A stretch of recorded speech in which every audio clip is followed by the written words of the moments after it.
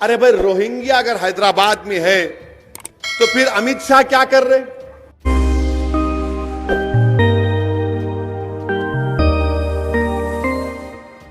जहां पर BJP, TRS, Congress की तरफ से बल्दी मसाइल के ऊपर बात नहीं हो। अब मिसाल के तौर पर बीजेपी ये कह रही है कि हैदराबाद की वोटर लिस्ट 40,000 रोहिंग्या लोगों के नाम है, बल्दिया का इलेक्शन है। बीजेपी ये भी कह रही है कि टेररिज्म बढ़ रहा है, बल्दिया का इलेक्शन है।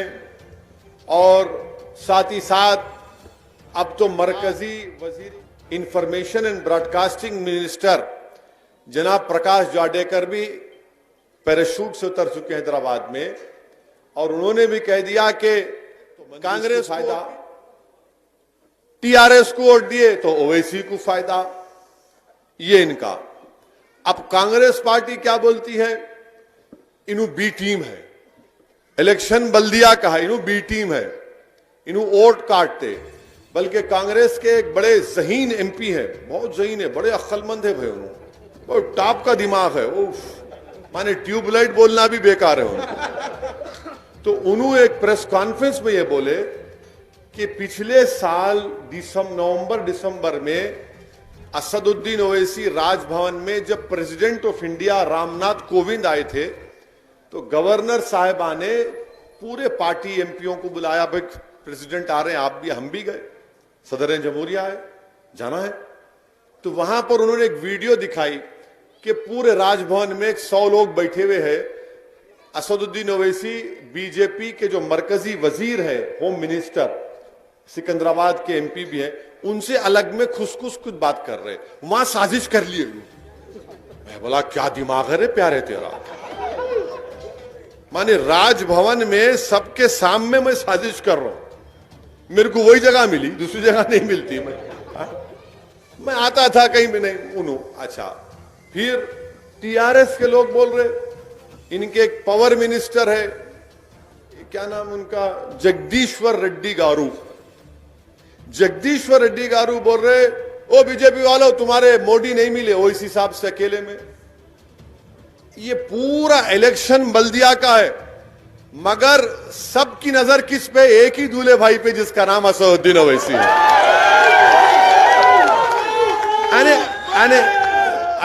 अजीब बात है। बात करना था बल्दिया की, नहीं मजलिस असदुद्दीन ओवैसी।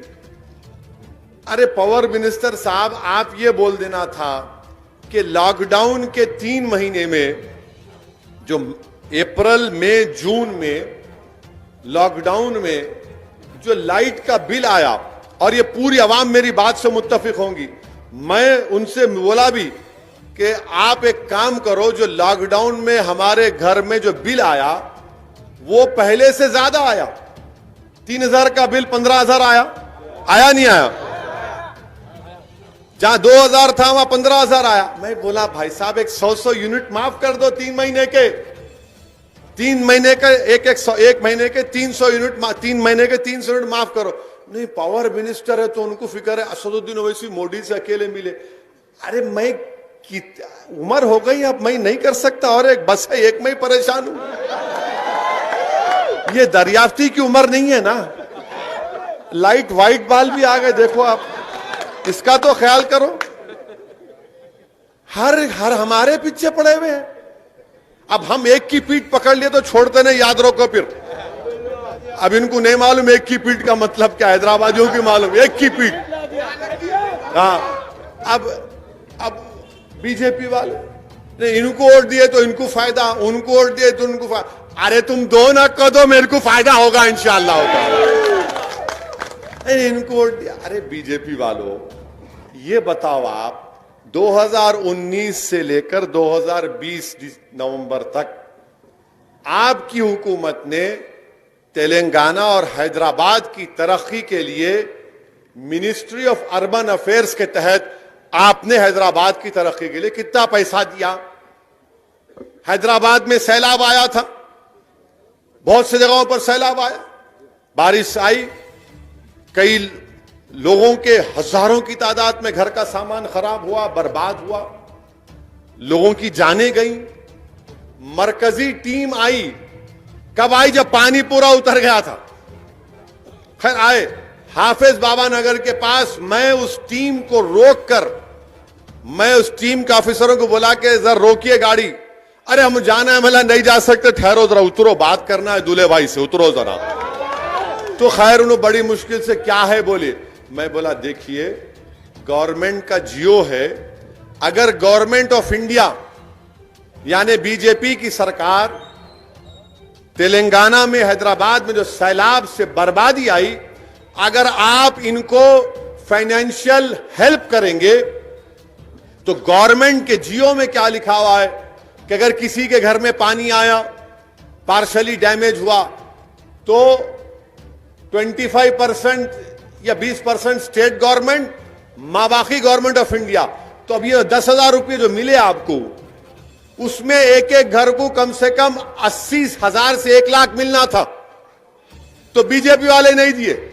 अगर बीजेपी पैसे दे देती तो जो गरीबों का नुकसान हुआ, जो 10,000 उनको मिले, उनको एक एक को 80,000 1 लाख मिलते।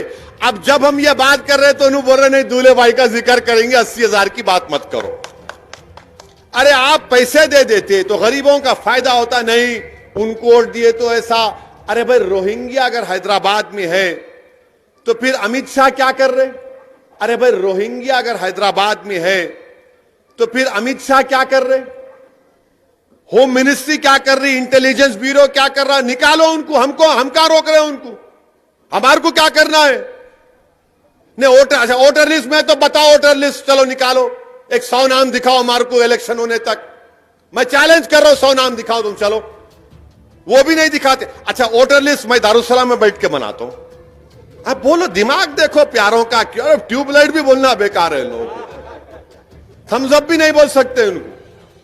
वोटर लिस्ट मैं बनाता हूं, वोटर लिस्ट आप बनाते हो, voter list election commission of India बनाता है, voter list state election commission बना। नहीं 40,000, अरे निकालो ना, 1,000 नाम तो दिखाओ। मगर मकसद क्या है कि यहां पर हिंदुओं और मुसलमानों में नफरत पैदा हो जाना, और यह डर पैदा, रोहिंग्या अगर कहां है? हां रोहिंग्या है, उनको government of India, United nation मिलकर एक कार्ड दिए, कार्ड, वो कार्ड पे उनका आपका रिकॉर्ड है। कोई एक गलती करता पकड़ो को रोक रहे आपको। मगर नहीं 40,000 यहां पे है, और उन्होंने ऐसा कर रहे, इन्हों वैसा कर। अने बल्दिया इलेक्शन है, पूरा गायब।